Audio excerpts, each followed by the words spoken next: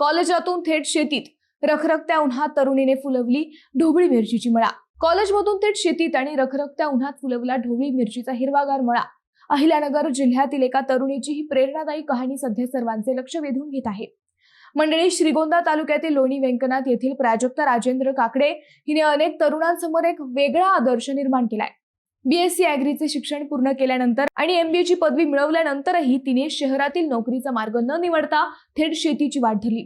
घरची परिस्थिती, शेतीतील तोटा आणि वडिलांवरील कर्जाचे ओझे पाहून प्राजक्ता स्वतः शेतात उतरली। ऐन उन्हाळ्यात तिने 1 एकर क्षेत्रावर ढोबळी मिरचीची लागवड केली। पिकाला आवश्यक असलेले खत व्यवस्थापन, पाणी नियोजन आणि औषध फवारणी याकडे तिने बारकाईने लक्ष दिले।